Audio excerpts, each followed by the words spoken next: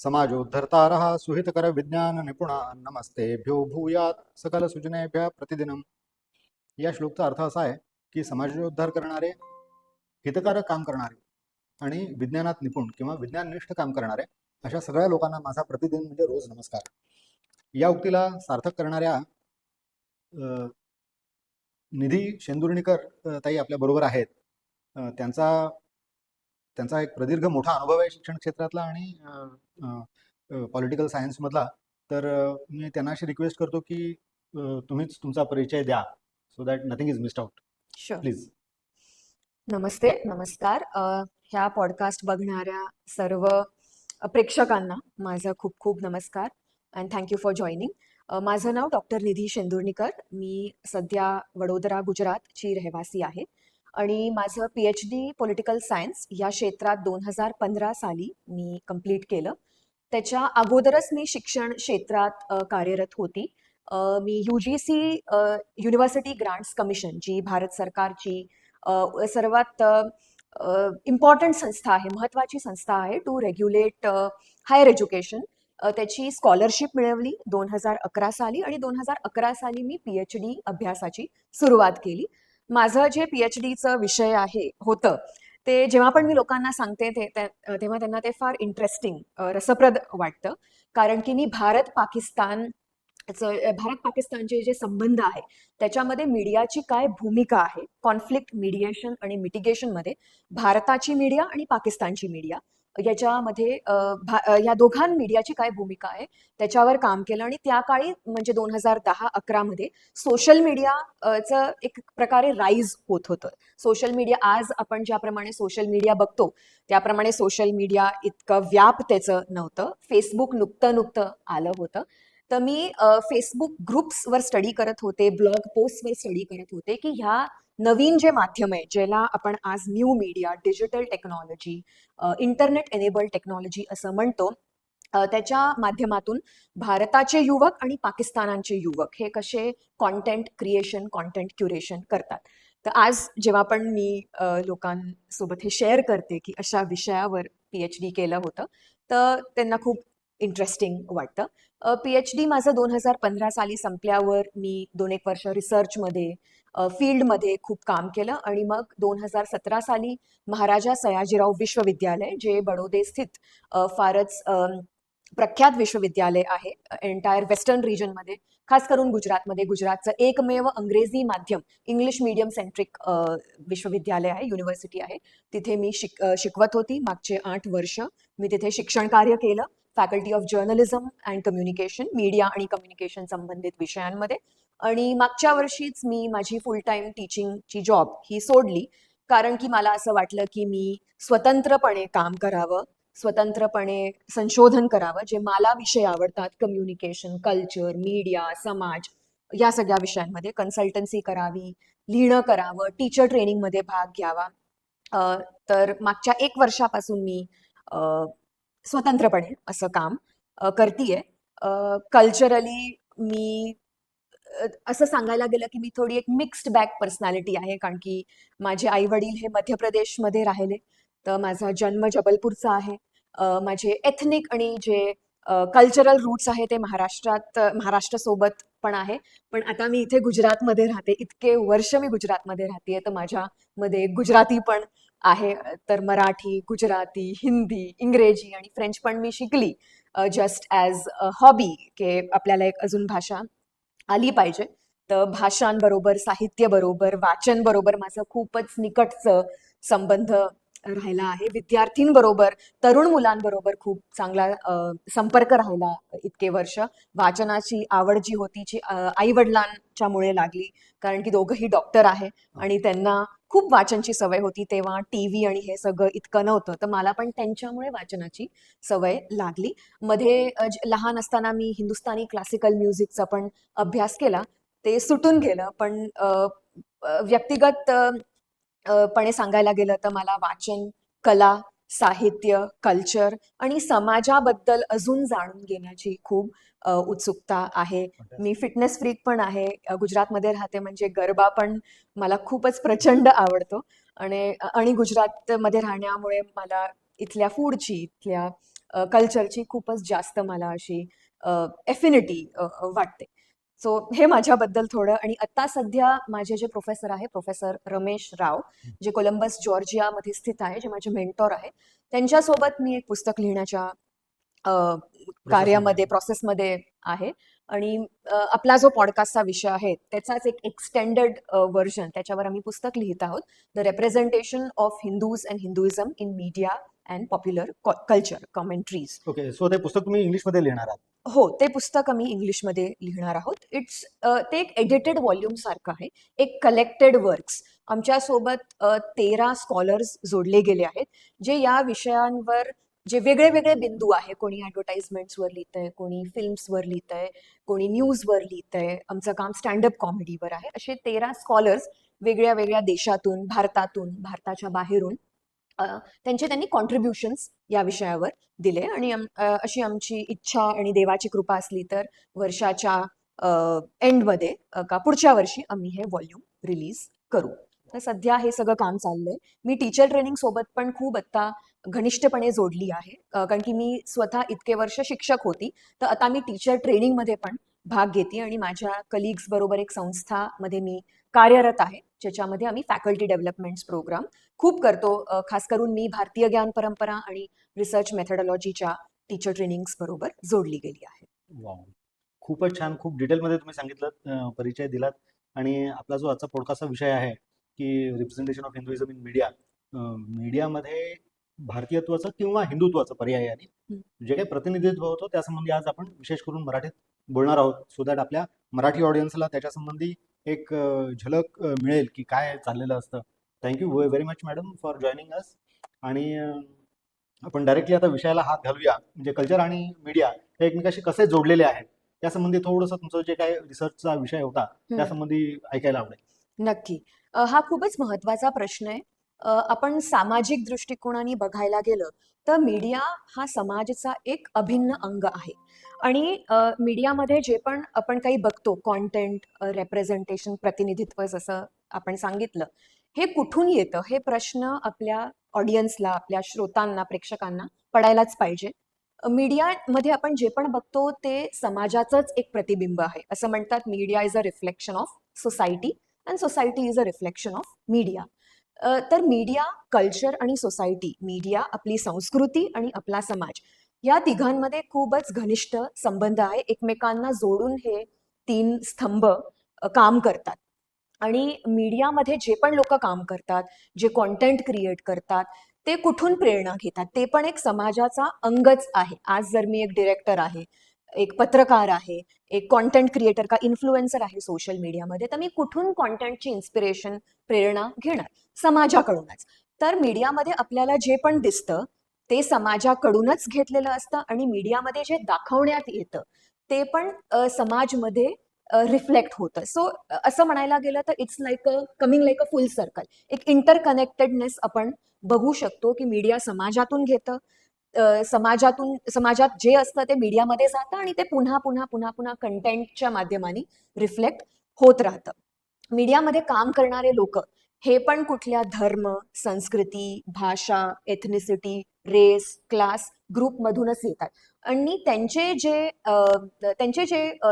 जे सोशलायझेशन का cultural learning झालेलं असतं तेच तुम्ही त्यांच्या प्रॉडक्टमध्ये बघतात. उदाहरण जर द्यायला गेलं तर आपण अमेरिकन फिल्म्स, हॉलिवूड फिल्म्स बघितली तर हे अमेरिकाची वस्तुस्थिती दाखवतील. भारतीय फिल्म्स भारताची वस्तुस्थिती दाखवतील. आपण चायनाच्या फिल्म्स बघितल्या तर Chinese civilisation, Chinese values, Chinese कल्चरचं प्रतिबिंब चायनाच्या फिल्म्स असतील. तर हे समजायचं खूप गरजेचं आहे की कल्चर, मीडिया ह्याला तुम्ही सेपरेट, वेगळं करूच नाही शकत. कारण की मीडियामध्ये जे पण आपण दाखवतो ते कुठे ना कुठे आपल्या कल्चरमध्ये मागे पुढे जाऊन रिफ्लेक्ट होतं. उदाहरण जर दिलं तर वर्ल्ड वॉर 2, विश्वयुद्ध 2 च्या काळाला जे ॲडव्हर्टिजमेंट्स, फिल्म्स झाल्या, त्या काळाच्या युरोपची परिस्थिती दाखवण्यात त्या फिल्म्समध्ये आली आहे. जसं होलोकॉस्टवर पुष्कळ सगळ्या फिल्म्स बनल्या जे नाझी जर्मनीमध्ये झालं. तर त्या काळात काय झालं, कसं घडलं, हे सगळं त्या फिल्म्स आणि ॲडव्हर्टिजमेंट्समध्ये दाखवण्यात आलं. आणि आज आपल्याला त्या काळामध्ये काय झालं हे जर जाणून घ्यायचं असेल तर पॉप्युलर कल्चर, मीडिया, त्या काळाचे न्यूज रिपोर्ट्स, न्यूजपेपर्स, बुक्स वगैरे हे सगळं फार उपयोगी माध्यम ठरतं. तर आपण काही करून समजायला हवं की मीडिया, कल्चर, सोसायटी ह्या तिघही एका फार घनिष्ठ लिंकमध्ये जोडले गेले आहे आणि ही लिंक कधी तुटूच नाही शकत.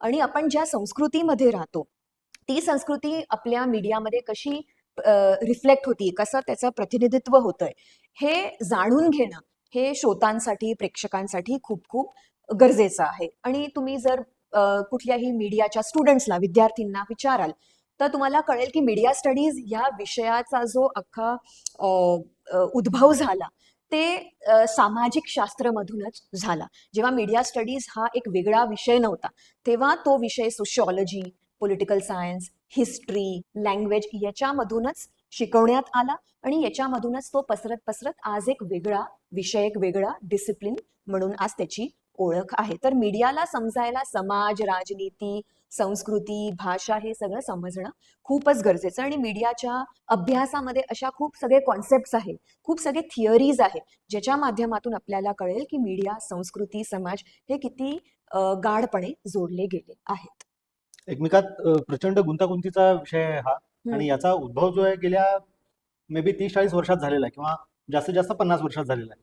आणि त्याच्यापूर्वी पण फिल्म्स बनल्या, पण त्याचा एक सामाजिक विषयाचा परिणाम म्हणजे किंवा समाजाचं दर्शन असा इफेक्ट मिळायला गेले 50 वर्ष ही ऍक्टिव्हिटी सुरू आहे असं म्हणायला हरकत नाही. अगदी अगदी खरंय. बरोबर. आपण असं बघायला गेलं तर मीडियाचा जो राईज झालाय, पहिले तुम्ही प्रिंट मीडिया बघतात, त्याच्या अगोदर तुम्ही ओरल ट्रेडिशन्स बघतात, ओरल नॉलेज डिसेमिनेशन बघतात.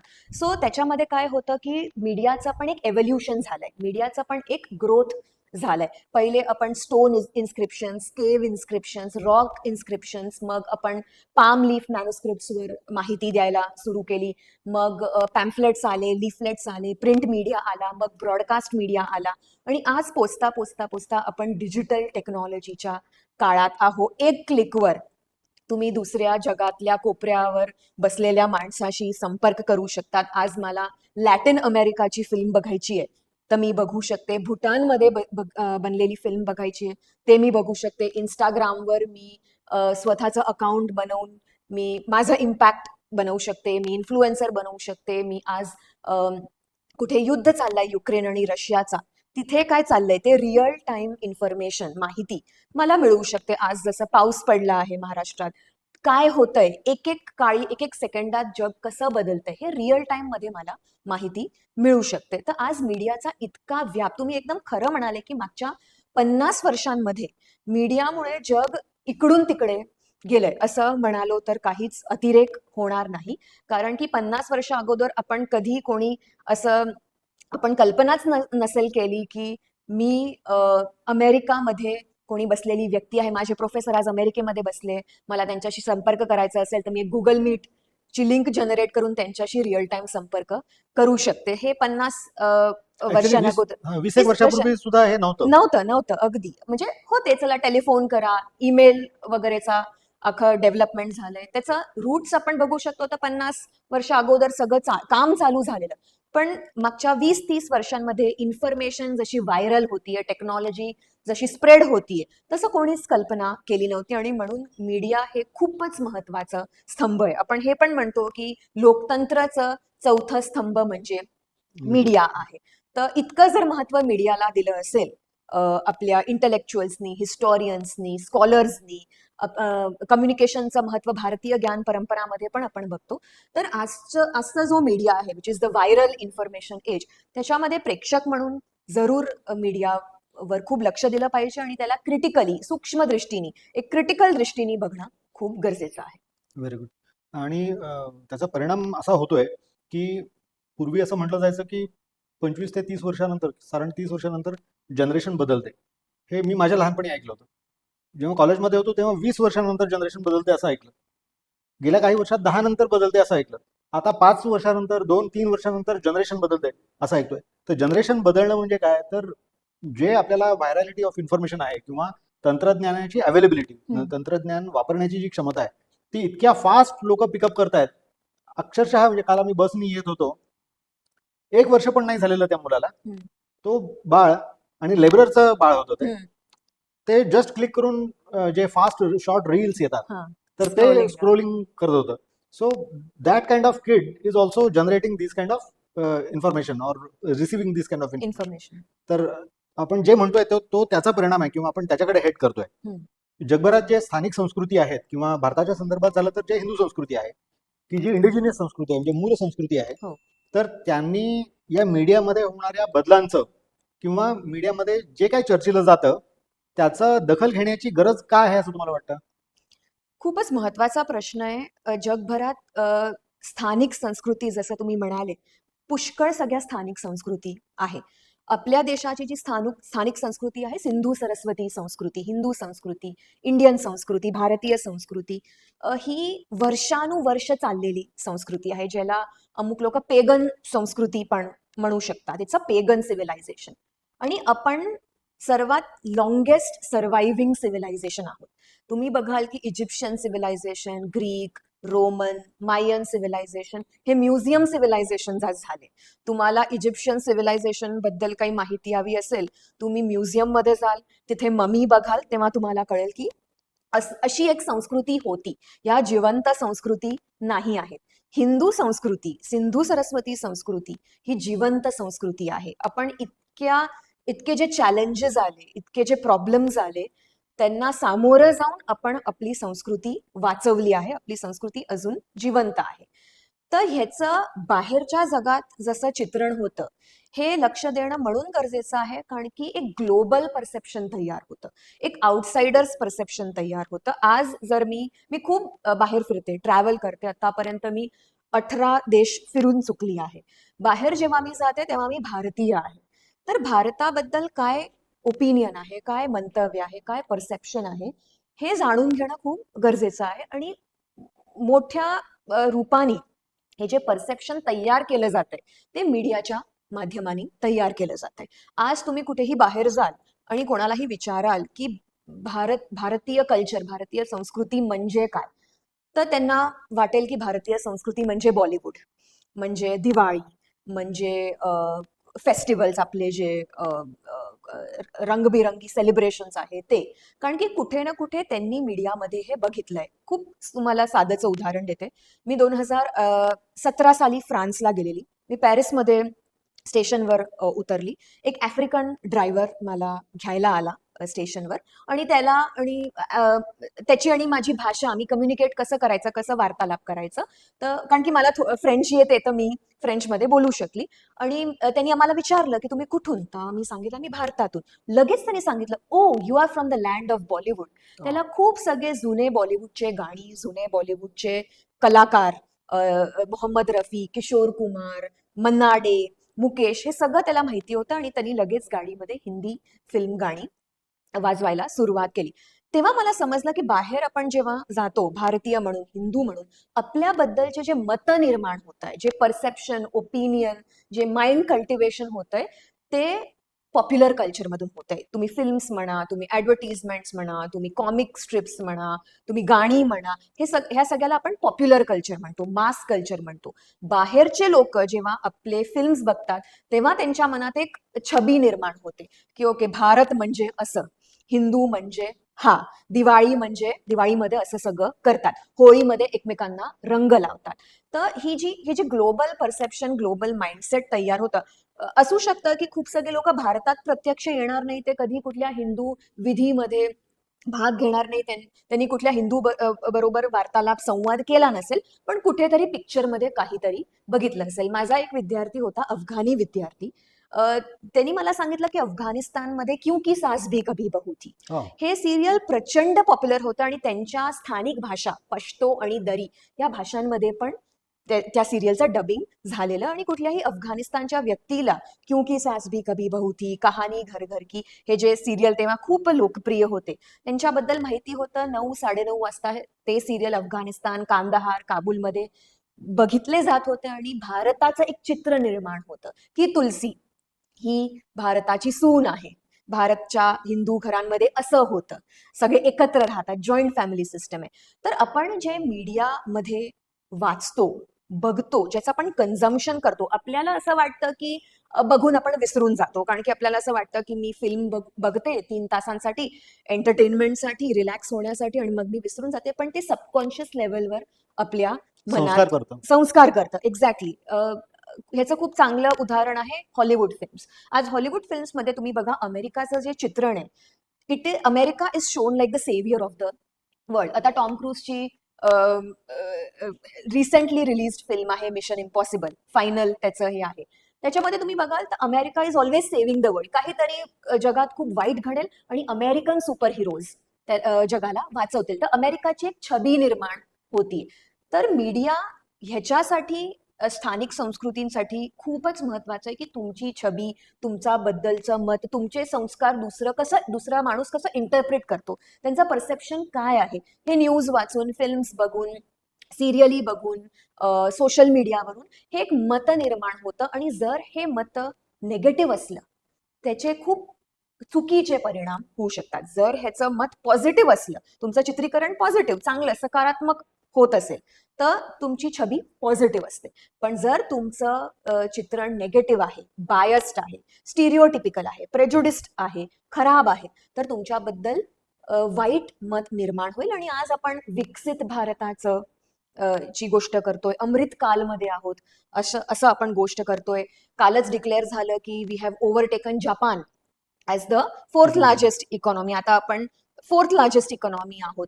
तर जर आपण इतकं, आपली जी ग्लोबल ॲस्पिरेशन आहे, आपल्याला विश्वगुरू व्हायचंय, तर लोक आपल्याबद्दल काय विचार करतात ते पण जाणून घेणं हे खूप गरजेचं आहे. आणि ते मीडियाच्या माध्यमानेच होतं. आणि आपण ह्याला स्कॉलरली भाषामध्ये सॉफ्ट पॉवर म्हणू शकतो. एक नॅरेटिव्ह आपल्याबद्दल तयार होतंय ते म्हणू शकतो. आणि आजकाल युद्ध जिंकायला फक्त ना फक्त आर्मी का सेना हे सगळं महत्वाचं आहेच, पण तुमच्याबद्दल लोक काय विचार करतात ते पण खूप गरजेचं आहे. रशिया युक्रेनच्या युद्धामध्ये, आता इस्रायल पॅलेस्टाईनच्या युद्धामध्ये हे खूप क्लिअरली दिसून आलं की जो मीडियाला कंट्रोल करतो, जो नॅरेटिव्हला कंट्रोल करतो, तोच ही लढाई जिंकतो. तर आपण आपल्याबद्दल काय विचार करतो हे जाणून घेणं खूप गरजेचं आहे, ज्याला आपण स्वयंबोध म्हणतो.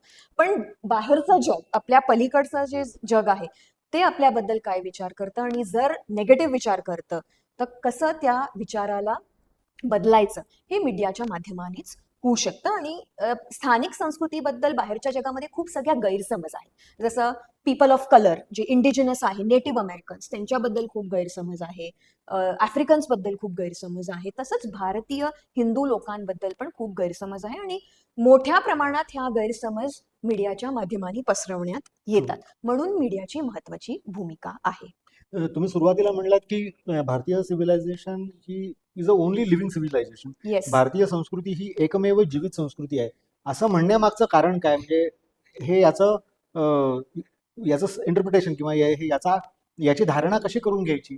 काय अर्थाने असं तुम्ही म्हणू शकता की आपणच जीवित आहोत आणि अन्य अन्य सिव्हिलायझेशन या मृत संस्कृती आहेत? हो, तर जे मी इंडिजिनस सिव्हिलायझेशनच्या संदर्भात हे वाक्य म्हणाली, की जे पेगन संस्कृती आहे, जे प्रकृतीला प्रकृतीची पूजा करतात, जे ज्ञानची पूजा करतात, अशा पैकी ज्या संस्कृती आहेत, त्याच्यामधून जे अन्य संस्कृती आहेत, त्या मृत झाल्या आहेत. They don't exist anymore.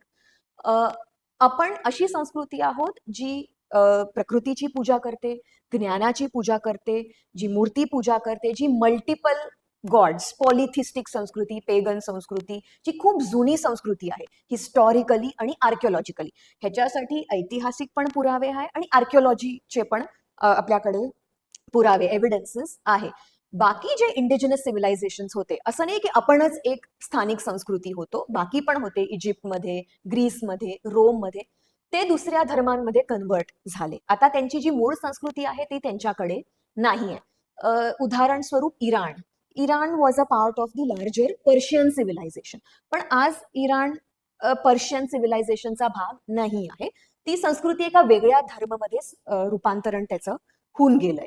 अशा संदर्भात आपली जी हिंदू संस्कृती आहे, भारतीय संस्कृती आहे, ती एकमेव लिव्हिंग सर्वायव्हिंग सिव्हिलायझेशन. आपले मंदिरं, आपले ज्ञानग्रंथ, आपले रीतिरिवाज, आपली वैदिक संस्कृती, का आपले जे षडदर्शन आहे, का 3 जे नास्तिक दर्शन आहे, हे सगळं अजून पण जिवंत आहे. उदाहरण स्वरूप माझी आजी ज्या पूजा पद्धतीने पूजा करत होती, त्याच पूजा पद्धतीने मी आज पण पूजा अर्चन करतीये. विच मीन्स एक लिव्हिंग ट्रॅडिशन सिव्हिलायझेशन, आहे. एक लिव्हिंग ट्रेडिशन आहे जे तिच्या आजीनी तिला, मग तिने माझ्या आईला आणि माझ्या आईने मला व्हेरी असं good, very good. Passing down the generation केलंय. हे आपण दुसऱ्या संस्कृतींमध्ये बघत नाही आहोत. इराण झालं, इजिप्त झालं, मायन सिव्हिलायझेशन, ग्रीक रोमन सिव्हिलायझेशन. आज तुम्हाला त्या सिव्हिलायझेशन बद्दल जाणकारी हवी असेल तर तुम्ही म्युझियम मध्ये जाणार, कारण की कुठलाही लिव्हिंग सर्व्हायव्हिंग व्यक्ती तुम्हाला त्या सिव्हिलायझेशन बद्दल सांगू नाही शकणार, बिकॉज दे हॅव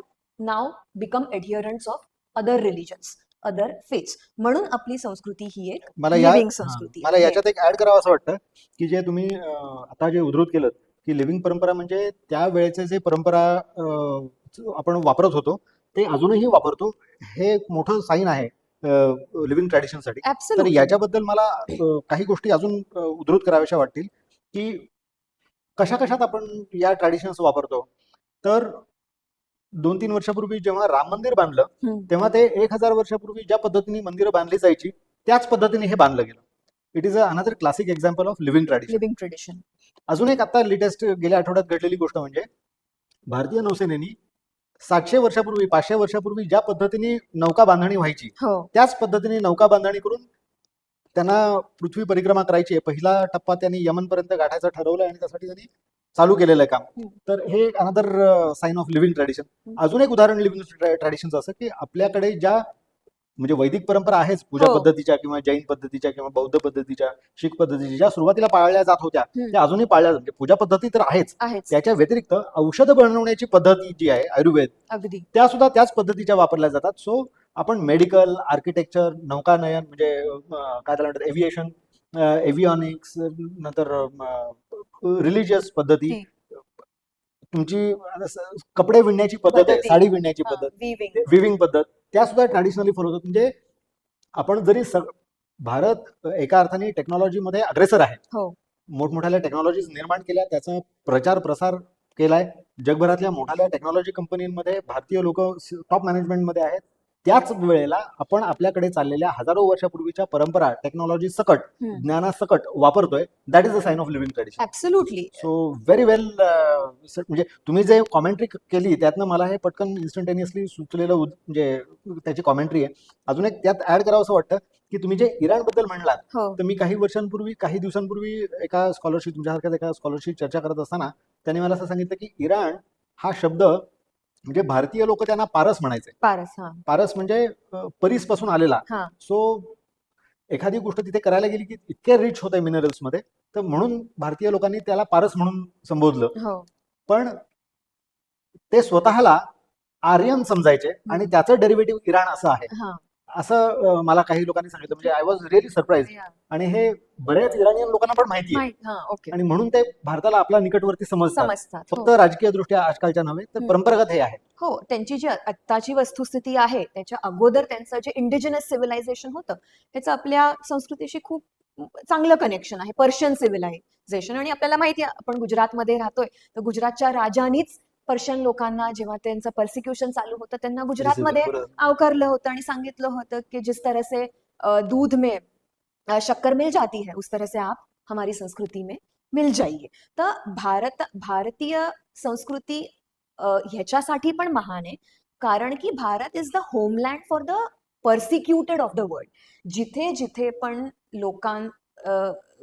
लोकांचे अत्याचार झाले, ह्युमन राईट्स व्हायलेशन झाले, पर्सिक्युशन झाले, त्यांना त्यांचं लँड, देश, जागा सोडून ते कुठे पळाले, ते इथे आले, भारतात आले. तर भारत याच्यासाठी पण एक लॉंग सर्व्हायव्हिंग लिव्हिंग ट्रेडिशन आहे, कारण की स्वतःची संस्कृती तर आपण जपली आहे, पण दुसऱ्यांच्या संस्कृतीला पण आपण आवकारलंय, वेलकम केलंय, खुल्या मोठ्या मनाने आपण त्याचा स्वीकार केलाय. आणि आपली संस्कृती जपून पण आपण एक अकोमोडेटिव्ह सिव्हिलायझेशन झालो. याला टॉलरंट म्हणतात खूप सगळे लोक, पण वी आर व्हेरी ओपन, अकोमोडेटिव्ह. आपण ब्रॉड माइंडेड आहोत, फ्लेक्सिबल आहोत. आपली संस्कृती जपली आहे, पण जिथे जिथे लोकांवर अत्याचार झाले, जिथे लोक स्वतःची संस्कृती नाही जपू शकले, ते सगळे पळून भारतात आले. ह्याच्या कारणाने पण आपण एक लॉंग सर्व्हायव्हिंग लिव्हिंग ट्रेडिशन आहोत. आणि जसे उदाहरण आता तुम्ही दिले, मला नाही वाटत असा कुठलाही क्षेत्र आहे, economy, politics, science, technology, aviation, ship building, mathematics, chemical engineering, तुम्ही परफॉर्मिंग आर्ट्स, नाटक, गाणं, साहित्य, कुठलाही असा क्षेत्र नाही आहे जिथे आपण ही संस्कृती अजून जपली नाहीये.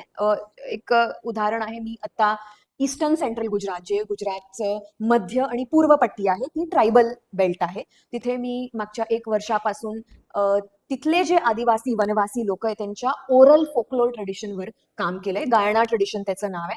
अजून पण वर्षानुवर्ष ते ट्रेडिशन ते जपतात. ते एक ओरल ट्रेडिशन आहे, कुठे पुस्तक नाही मिळणार तुम्हाला, पण त्या ट्रेडिशनचे जे वडील आहे, मोठे माणसं आहे आणि तरुण माणसं पण आहे, त्यांना ते मौखिक पाठ आहे. ते ट्रेडिशन तुम्ही जा आणि तुम्ही ते ऐकू शकता. त्यांचे जितके पण सणवार असतात, त्या सणवारमध्ये तुम्हाला ते ट्रेडिशनची झळक, एक रिफ्लेक्शन तुम्हाला दिसेल. सो असं कुठलाही क्षेत्र नाही मला वाटत जिथे आपण एक लिव्हिंग सिव्हिलायझेशन, आपले जे ट्रेडिशन्स आहे, आपले जे नॉलेज ट्रेडिशन्स आहे, ते आपण जपले नाही आहेत. हळूहळू करून लोक विसरतात ते, पण अजून पण प्रयत्न चालू आहेत. आणि हे लिव्हिंग ट्रेडिशन लिव्हिंगच राहावे आणि मृत नको व्हायला, आणि त्याचं मिसइंटरप्रिटेशन, मिसयूज नको व्हायला, म्हणून पण मीडियाची भूमिका आणि मीडियाचं कंटेंट खूप महत्वाचं मला वाटतं. Excellent, excellent, very nice. म्हणजे आपण म्हणतोय की हिंदू म्हणजे भारतीय लोकांनी मीडियाबद्दल थोडंसं, किंवा हिंदू संस्कृती पाळणाऱ्या, इंडिजिनियस संस्कृती पाळणाऱ्या,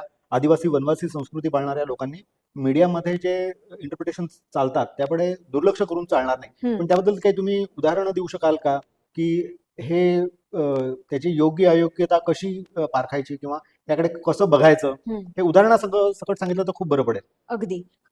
तुमच्या प्रेक्षकांना मी एक कटू सत्य आज सांगते. हिंदू म्हणून जर तुम्ही दुर्लक्ष केलंय की आपल्या संस्कृतीचं, धर्माचं, रिच्युअलचं कसं रिप्रेझेंटेशन मीडियामध्ये होतंय, तर आजपासून तुम्ही त्याच्याकडे गरजेचं आहे की लक्ष द्या. ह्याचे पुष्कळ सगळे उदाहरण आहे, पण मी जे पॉप्युलर उदाहरण आहे ते देईन.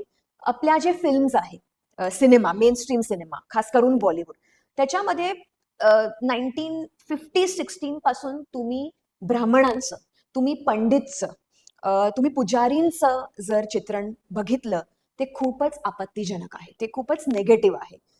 आणि ह्याचे पुष्कळ सगळे उदाहरणे, राज कपूरच्या फिल्म्स आहे, आवारा, देवानंदची फिल्म आहे, गाईड, क्लासिक फिल्म्स तुम्ही घेऊ शकतात, शोले. अशा क्लासिक फिल्म्समध्ये जे पॉप्युलर आहे, जे आपल्या मनस्वर छापल्या गेल्या आहेत, ज्या पॉप्युलर इमॅजिनेशन मध्ये आपण म्हणू शकतो, भारताच्या कॉन्शियसमध्ये या फिल्म्स आहे, अशा फिल्म्समध्ये तुम्ही बघाल तर पुजारी पंडिताचं नेहमी थट्टा केली जाते, मस्करी केली जाते, त्यांना कधीही सिरियसली घेतलं नाहीये. नेगेटिव्ह कॅरेक्टर असेल, विलन कॅरेक्टर असेल, तर त्याच्या कपाळावर तिलक असेल, विभूती असेल. तर हे फार सटल चित्रीकरण आपण फिल्म्समध्ये वर्षानुवर्ष बघतच आलोय. आणि हल्लीच्या ज्या फिल्म्स आहे, खूप सगळे उदाहरण आहे. तरुण पिढीला माहिती असेल, हे बेबी करून एक अक्षय कुमारची फिल्म आहे, मग अतरंगी रे करून फिल्म आहे, पीके, पीके सर्वात प्रॉमिनंट एक्झाम्पल आहे, ओ माय गॉड पार्ट 1 आणि पार्ट 2. असे असंख्य उदाहरण आहे आपल्याकडे. जर आपण लक्ष देऊन बघितलं की जे हिंदू धर्म पाळतात, का तर त्यांना नेगेटिव्ह दाखवण्यात येतं, नाही तर त्यांची मस्करी करण्यात येते. मंत्रोच्चार चालला असेल तर त्याला सिरियसली, कॅरेक्टर त्याला सिरियसली घेत नाही.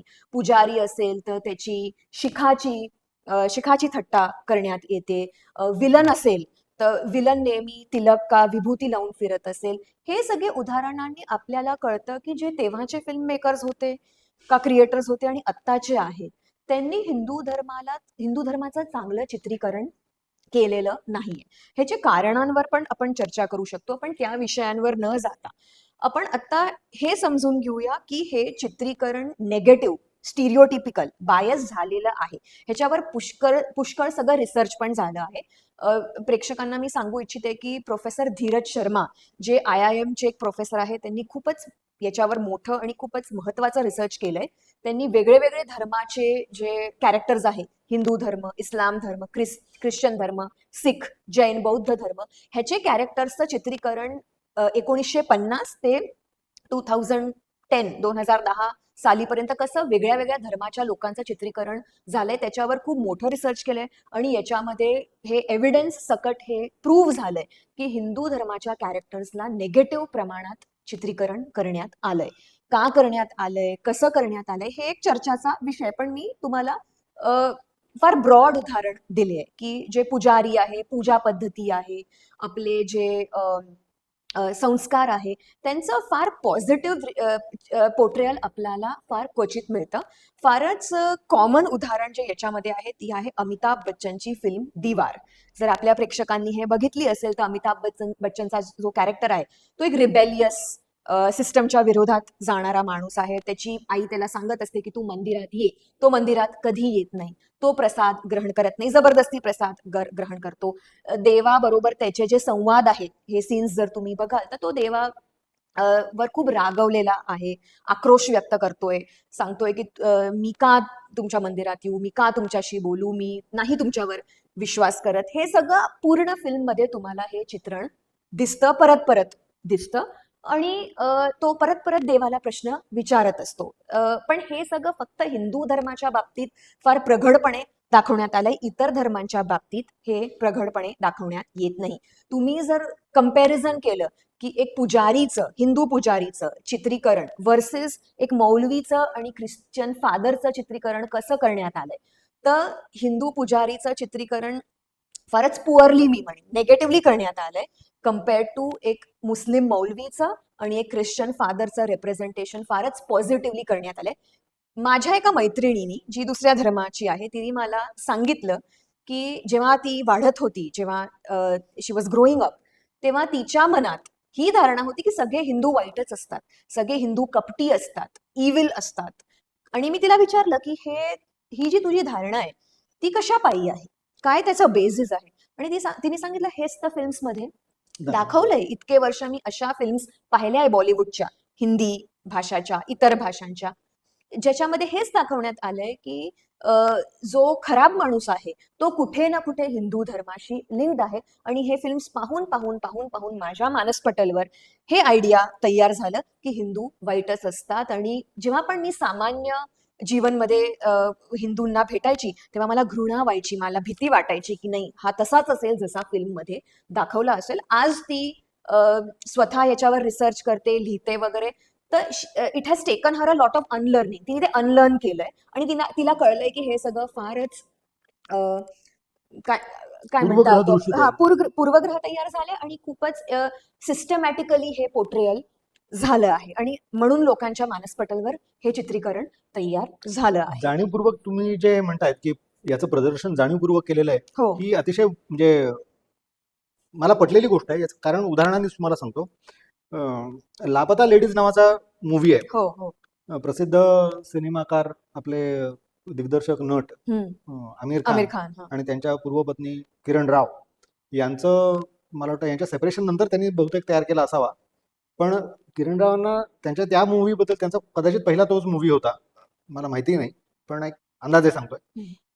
त्या मूवीला बरेचसे अवॉर्ड मिळाले. हो पण त्याच्या चित्रीकरण काय केलेलं आहे की पडदा पद्धतीने जे काय गमती जमती झाल्या, हो त्यांच्यात त्या सिनेमात चित्रीकरण असं केलंय की काही नवविवाहित मंडळी सेम टाईपचे ड्रेस घालून प्रवास करत असताना त्यांच्या पत्नी एक्सचेंज झाल्या हो आणि ह्याच्यात गमती दाखवल्या गेल्या. दाखवले गेले. हो पण याचा अर्थ असा की तुम्ही जी काही रूढी परंपरा आता पाळता ती किती भोळचट, बिंडोक आणि होपलेस आहे, हो. की ज्याच्यामुळे ह्याच्यासारखे केऑस तुम्ही होऊ होऊ शकते शकतात. ते. हा. आणि ह्याच्याबद्दल म्हणजे हसणं दाखवलेलं आहे. हो हा का नाही रिसर्चचा विषय झाला की पडदा पद्धत आली कुठून, करेक्ट. याच्याबद्दल रिसर्च नको का व्हायला? म्हणजे तुम्ही जे काही आता फॉलो करतात, तुम्ही गंध लावता, तुम्ही पूजा पद्धती करतात, तुमच्या स्वतःच्या परंपरेमध्ये काही पद्धती आहेत, तर त्या किती मूर्खास्पद आहेत असं दाखवण्याचा जे प्रयत्न होतो, मला वाटतं तो अतिशय घृणास्पद आहे. म्हणजे हो अगदी. अतिशय पूर्वग्रह दूषित आहे. आणि दुर्दैवाने सामान्य नागरिकाला यासंबंधी विशेष जाण नाहीये. बिलकुल. मला असं वाटतं की मागच्या 10-15 वर्षामध्ये अ, थोडी अवेअरनेस, जागरूकता आली आहे लोकांमध्ये की फिल्म्सला, ॲडव्हर्टिजमेंट्सला, मी ॲडव्हर्टिजमेंट्सचं पण, विज्ञापनचं पण उदाहरण तुम्हाला देईन. जेव्हा पण दिवाळीच्या भरपूर ॲडव्हर्टिजमेंट्स आल्या, दिवाळीला जश्ने रिवाज म्हणून एक कॅम्पेन चालवलेलं. दिवाळीमध्ये जितके पण विज्ञापन येतात त्याच्यामध्ये तुम्ही जे मॉडेल्स बघता, दिवाळीमध्ये जेव्हा मी तयार होईन तर मी ट्रेडिशनली तयार होईन, पारंपरिक प्रमाणे मी तयार होईन. कुठली विवाहित स्त्री असेल ती सिंदूर लावेल, मंगळसूत्र घालेल, बांगड्या असतील. अशा जेव्हा दिवाळीचे ऍडव्हर्टाइजमेंट कॅम्पेन्स असतात, काही पण हिंदू सिम्बल्स का हिंदू इमेजरी ज्याला म्हणतो त्याला पूर्णपणे वाईप आउट, अदृश्य करण्यात आलंय. खूप सगळे आलिया भट्टचं एक कॅम्पेन होतं की कन्यादानवर प्रश्न उभे केलेले की कन्यादान हे फार एक रिग्रेसिव्ह ट्रेडिशन आहे, मागे खेचणारं ट्रेडिशन आहे. कन्याचं दान कशाला करायचं, कन्या वस्तू नाहीये दान करायला. पण कन्यादानचं धार्मिक, शास्त्रिक, सनातनी अर्थ काय, कन्यादान का करण्यात येतं हे या ऍड्स बनवणाऱ्याला माहिती नाहीये. हिंदू स्त्री मुस्लिम फॅमिलीमध्ये तिचं लग्न झालंय, तिची डोहाळे जेवणची सेरेमनी होतीये, त्याच्यावर एक ऍड कॅम्पेन होतं. आत्ताच आमिर खानचं एक ऍड आलंय, मला ब्रँड नाही माहिती, पण त्याच्यामध्ये विवाह झाल्यानंतर जसं परंपरेनुसार मुलगी नवऱ्याच्या घरी जाते, त्यांनी रोल्स रिव्हर्सल करून दिलंय, स्विच करून दिलंय. आमिर खान जो नवरा मुलगा आहे तो मुलीच्या घरी जातोय. तर हिंदू परंपरांसंबंधित तुम्ही सगळं तुमचं प्रोग्रेसिव्ह आयडियाज दाखवतात, काही प्रॉब्लेम नाही. पण इतर धर्मांबद्दल तुम्ही असं काही करू इच्छित नाही. हे एक फार हिपोक्रेसी आणि प्रॉपगँडा, जे मी म्हणाले जाणून हे सगळं होतंय as a part of a very systematic campaign, की फक्त ना फक्त हिंदू संस्कृती, हिंदू रीतरिवाज, हिंदू सणवार ह्यांच्यावरच तुम्ही का कंटेंट बनवतात. प्रश्न उभे करायचे तर ह्यांच्यावरच का उभे करतात, का इतर ज्या संस्कृती आणि इतर जे धर्म आहे त्यांच्यापासून तुम्ही दूर राहतात, त्यांना तुम्ही टच पण नाही करत. हे एक फार खूप चर्चाचा विषय माझ्यासाठी आहे आणि आपल्या प्रेक्षकांसाठी पण असला पाहिजे. माझ्या जीवनातून मी तुम्हाला एक उदाहरण देते की दिवाळी, जेव्हा पण दिवाळी येते इतकं कॅम्पेन चालतं सोशल मीडियावर की दिवाळीच्या फटाक्यांमुळे खूप प्रदूषण होतं, दिवाळी हे एकमेवच कारण आहे प्रदूषणाचं, जेव्हा की सायंटिफिकली रॅशनली हे प्रूव्हन नाहीये. फटाके जाळून जे प्रदूषण होतं त्याचं प्रमाण खूप कमी आहे, पण जे स्टबल बर्निंग होतं एस्पेशली आपले जे उत्तर भारतीय राज्य आहे त्याच्यामध्ये त्याचं खूप कॉन्ट्रीब्युशन आहे पोल्युशन मध्ये. पण तुम्ही बघा बॉलिवूडचे आणि आपले इन्फ्लुएन्सर्स जे व्यक्ती आहे दिवाळीमध्ये सगळे ज्ञान देतात, दिवाळीमध्ये फटाके नका फोडू, जन्माष्टमीमध्ये तुम्ही दहीहंडी नका करू, होळीमध्ये तुम्ही पाणी वेस्ट करतात आहे, रक्षाबंधन हे स्त्री विरोधी सण आहे. दरेक हिंदू सणला ते काही ना काही खोड काढून टार्गेट करतात आहे, अटॅक करतात आहे.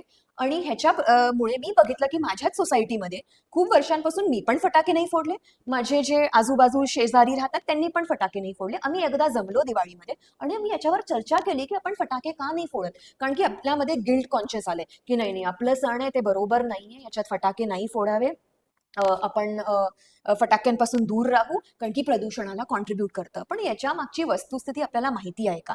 तर जर आपल्या संस्कृतीचं असं चित्रीकरण आणि त्याच्यावर टार्गेट्स आणि अटॅक्स होत राहिले ते गिल्ट कॉन्शियस उभं होतं, निर्माण होतं की नाही नाही मी रक्षाबंधन नाही करणार, मी होळी नाही करणार. तुम्ही बघा बॉलिवूडमध्ये होळीला कसं चित्रीकरण करण्यात आलंय. होळीमध्ये पुरुष स्त्रीला इव टीझिंग करतो, छेडती, ज्याला मी गुजरातीमध्ये आम्ही छेडती म्हणतो. किती सगळे होळीच्या जे सिच्युएशन्स आहे, गाणी आहे, त्याच्यामध्ये असं दाखवण्यात आलंय की होळीमध्ये स्त्री आणि पुरुष एकत्र येतात आणि पुरुष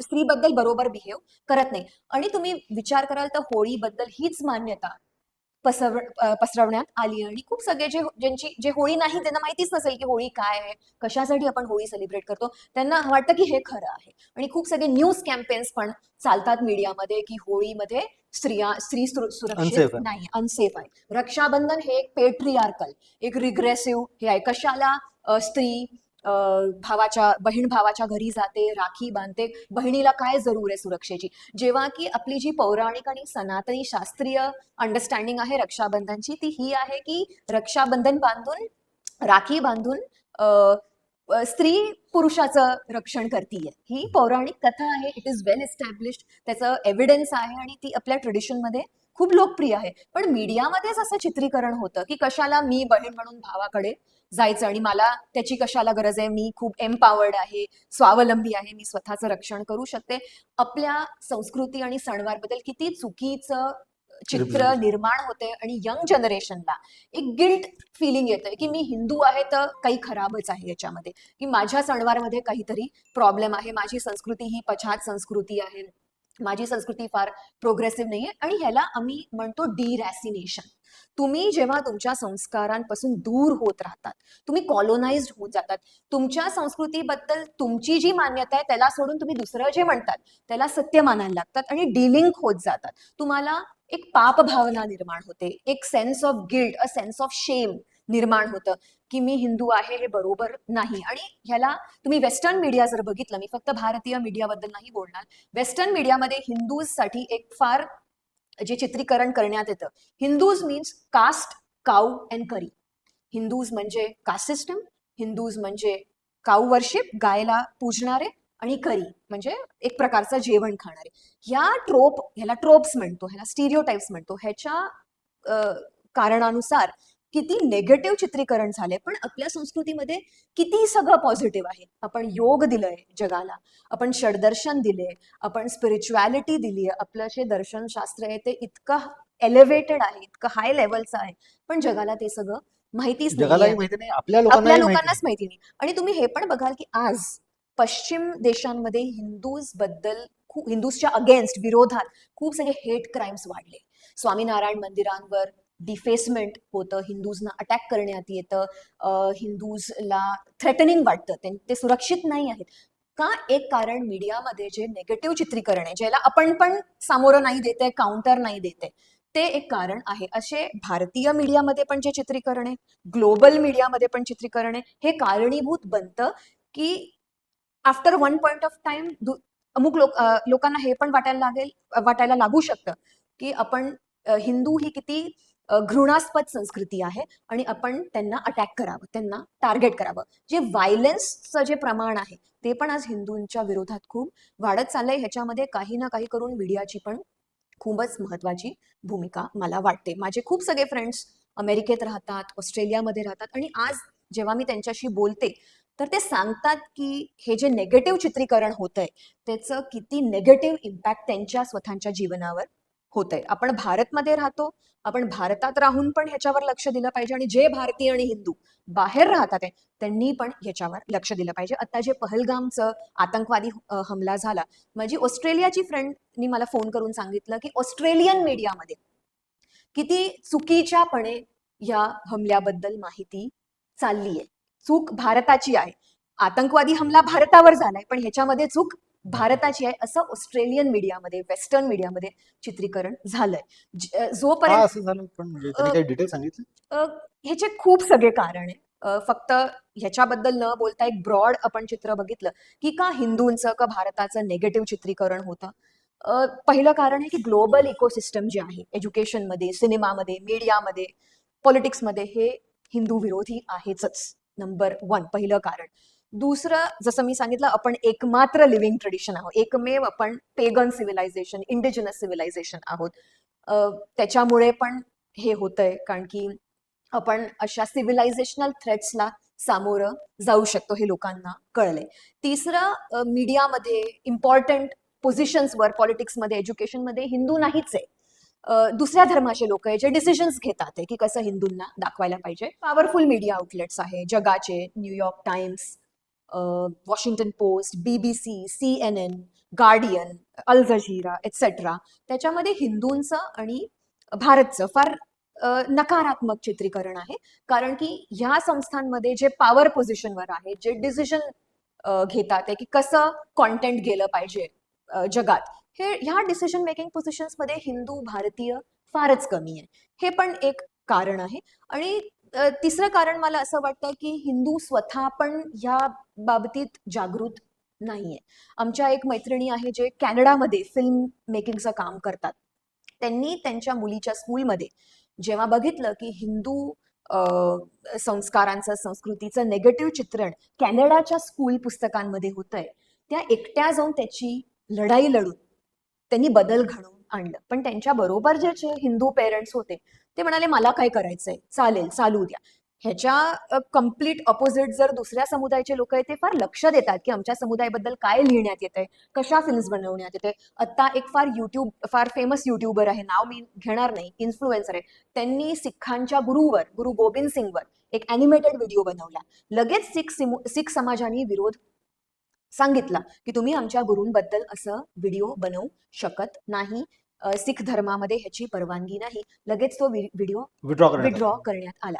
असं जे लॉबिंग पॉवर आहे, फोर्स आहे, जे एकत्र बोलण्याची क्षमता जे दुसऱ्या समुदायांमध्ये आपल्याला दिसते ते आपल्या हिंदू समुदायामध्ये आपल्याला दिसत नाही. हे पण एक कारण आहे की परत परत परत परत आपण हे नेगेटिव्ह चित्रीकरण बघतो. मी तुम्हाला विज्ञापनाचं उदाहरण दिलं, फिल्मचं उदाहरण दिलं. आजकाल आपण OTT बघतो. OTTवर इतक्या सगळ्या वेब सिरीज आहे. लीला, अ, अ, अ, आता एक वेब सिरीज महाराज, जे एक पंथ आहे, त्यांच्या वल्लभ पंथ त्यांच्या महाराजांवरच ही फिल्म बनवली आहे, एक हिस्टॉरिकल इव्हेंटवर. त्याच्यामध्ये कसं चित्रीकरण झालंय. आज तुम्ही OTT बघत असाल तर OTT मध्ये इतक्या सगळ्या वेब सिरीज मध्ये आश्रम करून एक वेब सिरीज आली होती. मी थोडेच नावं घेते, आपल्याकडे खूप लांब लिस्ट होऊन जाईल जर आपण उदाहरण लिस्ट करायला गेलो तर आज OTTच्या माध्यमाने पण हिंदू समाजाला कसं प्रदर्शित करण्यात आलं, त्यांचं पोर्ट्रेयल कसं आहे ह्याच्यावर पण आपण लक्ष द्यायला हवं. कारण की OTT एक फार इन्फ्लुएन्शियल माध्यम बनलंय. आज मी थिएटरमध्ये नाही जात तर OTTवर बघून स्वतःच्या घराच्या कम्फर्टमध्ये फिल्म्स बघत असते. पण आपण हे लक्ष दिलं नाहीये म्हणून असं झालंय. आत्ताच साऊथ मल्याळम एक फिल्म आली, नाव मी विसरतीये, पण मोहनलाल जे साऊथ फिल्म्सचे खूपच प्रचलित अभिनेता आहे, त्या फिल्मवर पण असेच आक्षेप लावले की हिंदू लोकांना, हिंदू समाजाला चांगलं चित्रण नाहीये.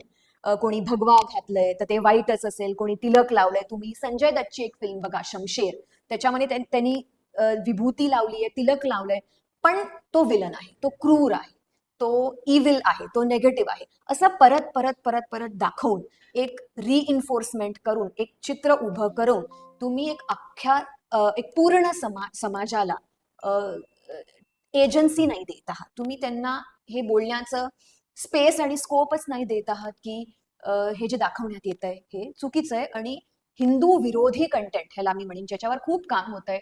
आपल्या प्रेक्षकांना जर वेळ आहे तर प्रोफेसर वामसी जुलुरी यांनी खूप चांगलं काम केलंय. प्रोफेसर आहे युनिव्हर्सिटी ऑफ सॅन फ्रान्सिस्कोमध्ये. माझे स्वतःचे जे मेंटर आहे प्रोफेसर रमेश राव, त्यांनी पश्चिमी मीडियामध्ये भारताचं चित्रीकरण ह्याच्यावर खूप काम केलंय. श्री नीरज अत्री आहेत, त्यांनी टेक्स्टबुक्सवर काम केलंय. त्यांच्यावर आता एक फिल्म पण येते ज्याच्यामध्ये आपले मराठी अभिनेते सुबोध भावे त्यांची भूमिका केली आहे. जेम्स ऑफ बॉलिवूड मध्ये स्वाती गोयल शर्मा या एक फार प्रचलित पत्रकार आहे. त्यांनी या जेम्स ऑफ बॉलिवूड आणि त्यांच्याबरोबर संजीव नेवारजी, त्यांनी अख्खं एक ट्विटर हँडल, इंस्टाग्राम हँडल उघडून खूप सगळे उदाहरण आपल्या समोर उजागर केले आहेत, प्रस्तुत केले आहेत की कसं चित्रीकरण आहे आणि याच्यावर हिंदू समाजाने का लक्ष द्यावं. बरोबर, खूप छान माहिती सांगितली. तर आता आपण बघितलं की एवढ्या नकारात्मक परिणाम साधणारे गोष्टी आपल्यावर मीडियामधनं साधल्या जातात आणि तुम्ही त्याबद्दल विशेष लक्ष वेधून घेतलं, त्याबद्दल खूप खूप धन्यवाद. पण याच्याबद्दल काउंटर कसं करायचं, म्हणजे आपण त्यासाठी काय करायला हवं, याबद्दल तुम्ही काही सांगू शकला तर फार बरं होईल. नक्की. हा खूप गंभीर विषय.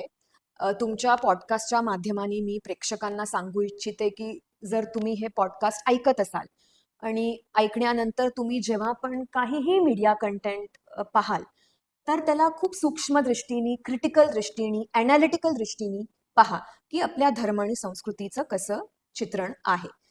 पहिला जो काउंटर का सोल्युशन, काउंटर तर हे नेगेटिव्ह शब्द झालं, पण सोल्युशन, कारण की मला असं वाटतं की भारतीय संस्कृती, हिंदू संस्कृती ही सोल्युशन ओरिएंटेड संस्कृती आहे.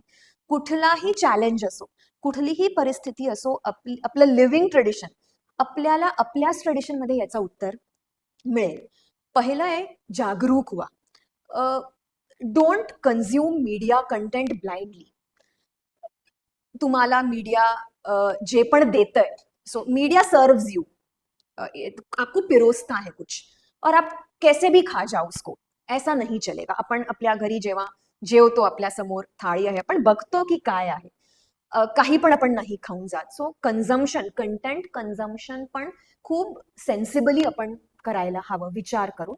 तर तुम्ही स्वतः पहिलं मी 5-6 पॉइंट्स याच्यामध्ये सांगेन. पहिलं आहे, तुम्ही जे कंटेंट कन्झ्युम करता ते, रोज रोज बघता ते, त्याला खूप लक्ष देऊन, फार तुमचं इंटलेक्ट यूज करून, तुमची बुद्धीचा प्रयोग करून, तुमच्या सेन्सिबिलिटीज जे आपल्यामध्ये आहेतच, आपण सनातनी आहोत, भारतीय आहोत, हे आपल्यामध्ये इनहेरंट आहे. खूप क्रिटिकल दृष्टीने बघा की माझ्या संस्कृतीला, माझ्याच परंपरेला कसं दाखवलंय. उदाहरण स्वरूप स्वस्तिक. स्वस्तिक हा आपल्या संस्कृतीचा किती मूळ भाग आहे. स्वस्तिक आपल्या सगळ्यांना माहिती आहे. पुष्कळ वेळा मीडियामध्ये, सिनेमामध्ये, पॉप्युलर परसेप्शनमध्ये स्वस्तिकला खूप मिसइंटरप्रेट करण्यात आलंय. स्वस्तिकला नाझी जर्मनी, ॲडॉल्फ हिटलरचा जो सिम्बल आहे, हॅक अँड क्रॉस त्याला म्हणतात, हुक्ड क्रॉस, त्याच्याबरोबर कम्पेअर करण्यात आलंय. आणि आज पण माझे एक अमेरिकेचे मित्र आले होते, ते जगभर ट्रॅव्हल करतात. त्यांनी मला विचारलं की तुमच्या घरी स्वस्तिक आहे, हा तर हिटलरचा सिम्बल आहे. आणि मला खूप अचंब, शॉक वाटलं, मला आय वॉज शॉक, मला वाईट वाटलं. आणि मी त्यांना विस्तृतपणे सांगितलं की स्वस्तिक हे वेगळी गोष्ट आहे, आणि तुम्ही जे हिटलरच्या सिम्बल बद्दल गोष्ट करता ते वेगळी गोष्ट आहे. हा आमचा जो स्वस्तिक आहे, it is a symbol of peace, unity, harmony, आणि हा आमच्यासाठी खूपच महत्व आहे हिंदू धर्मामध्ये. जगभरामध्ये स्वस्तिकचे खूप सगळे मिसइंटरप्रिटेशन्स आहे. तुम्हाला असं कधी कोणी भेटलं ज्याला बेसिक हिंदू कॉन्सेप्ट माहिती नाहीये, ही ही तुमची ड्युटी आहे, तुमचा धर्म आहे की तुम्ही त्याला करेक्ट करा, तुम्ही त्याला सांगा. जसं मी माझ्या अमेरिकन मित्राला सांगितलं की स्वस्तिक वेगळं आहे आणि हिटलरचा सिम्बॉल वेगळं आहे. तर पहिले तुम्ही स्वतः ह्याबद्दल थोडं ज्ञान प्राप्त करा, स्वतःला केपेबल बनवा की तुम्ही आयडेंटिफाय करू शकाल, तुम्ही ओळखू शकाल की काय मिसरिप्रेझेंटेशन, डिस्टॉर्शन, डिमोनायझेशन, विलिफिकेशन होतंय हिंदू धर्माचं, आणि तुम्ही स्वतः पहिले ह्याला रेकॉग्नाइज करा. हे पहिलं आहे. दुसरं, चर्चा सुरू करा. आपल्या आजूबाजूमध्ये जे राहतात मित्र मंडळी, फॅमिली, कम्युनिटी, वर्क प्लेसवर, काम करणाऱ्या ठिकाणी जे पण आहे, जसं मी तुम्हाला उदाहरण दिलं, मी माझ्या सोसायटीमध्ये दर दिवाळीला हे चर्चाचा विषय मी बनवते की आपलं चित्रीकरण कसं होतं. तुम्ही मला एक बॉलिवूडची फिल्म सांगा दिवाळीवर, बॉलिवूडनी दिवाळीला फोकस ठेवून कुठली फिल्म बनवली आहे? नाही. किती हास्यास्पद गोष्ट आहे की दिवाळी हा आपला किती महत्वाचा सण आहे, पण मेनस्ट्रीम सिनेमानी दिवाळीवर आजपर्यंत एकही चांगली फिल्म नाही बनवली. दिवाळीच्या आजूबाजू गाणी, जुने गाणी असतील, हल्ली तुम्हाला दिवाळीच्या आजूबाजू गाणी पण नाही दिसणार मेनस्ट्रीम मूव्हीजमध्ये. तर या विषयांवर चर्चा करायला सुरू करा. तिसरं, सोशल मीडियाचं तुमच्याकडे माध्यम आहे. कधी कुठली फिल्म बघाल, ऍडव्हर्टिजमेंट बघाल, ओटीटीवर वेब सिरीज बघाल, न्यूज मीडियामध्ये काही रिपोर्ट वाचाल, आणि त्याच्यामध्ये तुम्हाला दिसतंय की हिंदू धर्माचं चुकीचं चित्रण होतंय, लगेच फोटो घ्या आणि त्याच्याबद्दल social media, Twitter, Instagram, Facebook, व्हॉट्सॲपवर लिहा आणि त्याला व्हायरल करा. आणि चौथं, तुम्ही जर एक कॉन्टेंट क्रिएटर असाल, ह्याचं काउंटर जे तुम्ही विचारता ते, पहिले जे 3 स्टेप्स आणि सोल्युशन्स मी सांगितले की काउंटर करा, याच्याबद्दल बोला, अवेअरनेस आणा, आणि त्याला आयडेंटिफाय करून चर्चा विचारणा करा, जास्तीत जास्त डिस्कशन करा, जसं आपण आता करतोय. एक फार महत्वाचं सोल्युशन आहे, तुम्ही स्वतः असं कंटेंट क्रिएट करा ज्याच्यामध्ये हिंदू धर्माचं फारच सूक्ष्म, नुआन्स्ड आणि प्रॉपर रेप्रेझेंटेशन होईल. आपल्याला जर काउंटर करायचंय तर आपल्याला आपलं कॉन्टेंट क्रिएट करावं लागेल. जसं आता तुम्ही जे पॉडकास्ट बनवता ते कॉन्टेंट क्रिएशनची प्रक्रिया आहे. कॉन्टेंट तुम्ही एक माध्यमातून तुम्ही कॉन्टेंट क्रिएट करता ते. तर तुमच्यामध्ये जर क्षमता असेल तर 2 मिनिटाचा व्हिडिओ बनवा. जे फिल्म मेकर्स आणि कॉन्टेंट क्रिएटर्स हे पॉडकास्ट ऐकतात आहे, आपण आपल्या दृष्टिकोनाने फिल्म्स, ऍड्स, सिरियल्स, OTT बनवायचा प्रयत्न करू. आणि असे खूप सगळे प्रयत्न चालू आहे. विशुद्धी फिल्म्स करून एक माध्यम आहे जे असं सक्रिय काम करते. Prachyam is the first Hindu OTT on the globe, जे हिंदू दृष्टिकोनाने फिल्म्स आणि व्हिज्युअल कंटेंट बनवतंय. असे खूप सगळे फिल्म मेकर्स आहे. माझे जे आवडते फिल्म मेकर आहे श्री विवेक अग्निहोत्री, जे काश्मीर फाईल्सचे डिरेक्टर आहे, ज्यांनी काश्मीर फाईल्स जगाच्या समोर आणली. असे फिल्म मेकर्सना पहा, त्यांना प्रोत्साहन द्या, त्यांच्या फिल्म्सवर जाऊन खर्च करा, त्यांना प्रोत्साहन मिळेल अशा फिल्म्स बनवायचं. तर आपण आपलं कॉन्टेंट क्रिएट करू, हे एक लॉंग टर्म सोल्युशन आहे. युट्यूबच्या माध्यमाने तुम्ही ही गोष्ट पसरवा, तुमच्या दृष्टिकोनाने कंटेंट सामोरं द्या, तुम्ही हिंदू दृष्टिकोनाने कंटेंट पुढे आणा, गाणी बनवा, फिल्म्स लिहा, स्क्रिप्ट्स लिहा, ॲडव्हर्टिजमेंट्स लिहा, कविता करा, पण त्याच्यामध्ये धार्मिक दृष्टिकोन ठेवा. क्रिएशन ऑफ धार्मिक कंटेंट हे एक सोल्युशन आहे. जोपर्यंत आपण हे नाही करू शकत, कारण की ह्याच्यासाठी खूप सगळे रिसोर्सेस, पैसा वगैरे लागेल, पण जोपर्यंत हे नाही करतायत, जे अधार्मिक, एक धार्मिक कंटेंट आहे, दुसरं अधार्मिक कंटेंट आहे. अधार्मिक कंटेंट जे आपल्या धर्माच्या विरोधात आहे, जे आपल्या धर्माला नेगेटिव्ह चित्रीकरण करते, जे आपल्या धर्माला खाली दाखवते, अशा कंटेंटला आयडेंटिफाय करा आणि त्याच्याबद्दल चर्चा, विचारणं, लिहिणं, बोलणं सुरू करा. हेच शॉर्ट टर्म आणि लॉंग टर्म सोल्युशन आहे. आणि माझी खूप इच्छा आहे, तरुण पिढीकडून माझी खूप अपेक्षा आहे, कारण की they are very good with technology. आज तुम्ही आणि मी कदाच टेक्नॉलॉजीमध्ये आपण स्ट्रगल करू, आपल्याला थोडा वेळ लागेल नवी टेक्नॉलॉजी अडॅप्ट करायला, पण नवी पिढी ही टेक्नॉलॉजी खूप लवकर शिकते. टेक्नॉलॉजीचा उपयोग तुम्ही धार्मिक कार्यासाठी करा, अशी सर्व प्रेक्षकांना नम्र विनंती, तरुण प्रेक्षकांना तर खास करून विनंती. खूप छान कल्पना सांगितली. याच्याबद्दल एक छोटंसं काही माझा अनुभव किंवा थॉट शेअरिंग सांगतो. ॲडव्होकेट मुधोळकर म्हणून आहेत, राजेश मुधोळकरजी, ते ठाण्याला असतात. त्यांच्याबरोबर माझी या संदर्भाने काही इंटरॅक्शन झाली. तर त्यांनी मला अतिशय छान उद्बोधन दिलं. आपल्याकडे धर्मानी चाल, थोडंसं धार्मिकता असू दे तुमच्या व्यवहारात, असं म्हणण्याची पद्धत आहे. विशेष करून सिनियर लोक ज्युनियर लोकांना असा मेसेज बऱ्याच वेळेला देतात, असा सर्वसकट अनुभव आहे. तर त्याचा अर्थ असा की धार्मिकतेने चाल म्हणजे जरा सेन्सिबल राहा, उगीच ओव्हर अग्रेसिव्ह होऊ नको, भोंदूही राहू नकोस, जरा काय चाललं हे लॉजिकली बघ, एवढाच त्याचा अर्थ आहे. आणि धार्मिकता ही प्रासंगिक स्वरूपावर समज ठेवून, नियंत्रण ठेवून त्याप्रमाणे योग्य व्यवहार करणं, जो व्यवहार आपल्या आजूबाजूच्या लोकांना, आपल्या आजूबाजूच्या निसर्गाला शॉर्ट टर्म आणि लॉंग टर्म दोन्हीही चांगला परिणाम देईल, अशा व्यवहाराला धार्मिकता म्हणतात. नक्की. आणि याचं विशेषण म्हणजे काय की धर्म एष सनातन, ही जी धार्मिकता आहे ही अनंत काळापासून जोपासलेली आहे, म्हणून त्याला सनातन म्हटलेलं आहे. हो. म्हणजे हा धर्म, या धार्मिकतेला हिंदू नाव केव्हा पडलं, जेव्हा ब्रह्मतत्वाच्या विपरीत अब्राह्मिक रिलिजन्स जेव्हा निर्माण झाले, तेव्हा आपल्या धर्माला हिंदू म्हणून नाव पडलं. कारण ह्याच प्रदेशामध्ये, हिंदू प्रदेशामध्ये काही नीतिमूल्य जी एन्व्हायरमेंटला, सोसायटीला किंवा निसर्गाला उपकृत करणारी नीतिमूल्य आहेत, ती व्यवहारात पाळण्याची पद्धत होती. तर म्हणून त्याला ते हिंदू धर्म असं नाव पडलं. तर ह्या पद्धतीने या दृष्टिकोनाकडे बघायला पाहिजे, आणि ना की फक्त मर्यादित स्वरूपात की गायीची पूजा करणं, अजून काय म्हणलं, काऊकरी कास्ट, काऊकरी अँड कास्ट, जातीनिहाय विचार करणं, गायीची पूजा करणं एवढ्यापुरतं मर्यादित नाही, किंवा मूर्तीपूजा करणं एवढ्या पुरतं मर्यादित नाही. आपल्याकडे वटसावित्रीची गोष्ट सांगितली जाते, पण त्या सावित्रीने जेव्हा सत्यप्रवण वृत्ती बाळगली तेव्हा त्यांच्या कुटुंबाचा उद्धार झाला, असा त्यातनं मेसेज आहे. ना की रिग्रेसिव्ह थिंकिंग, की आपल्याला माहिती आहे आता भारतीय धर्म परंपरेमध्ये आपण असं म्हणतो की हा जो जन्म आहे तो केवळ निमित्त मात्र आहे, आपण तत्वतः ब्रह्मरूप आहोत. जर ब्रह्मरूप आहोत तर या लोकांना माहिती नव्हतं का, की ज्या लोकांनी या कथा रचल्या. तर त्याचा मेसेज असा आहे की सत्यप्रवण राहा, सत्याचं उपासना करा, त्याच्यासाठी झटा, एवढाच त्यातनं मेसेज आहे. तर ह्या स्वरूपाने आपण स्वतःचं जे परंपरा ग्रहण करतो ते ग्रहण करायला पाहिजे. आणि तुम्ही सांगितलेलं जे गायडन्स आहे तर त्याचा आपण उपयोग करू. आणि thank you so much for coming. Thank you, खूप बरं वाटलं.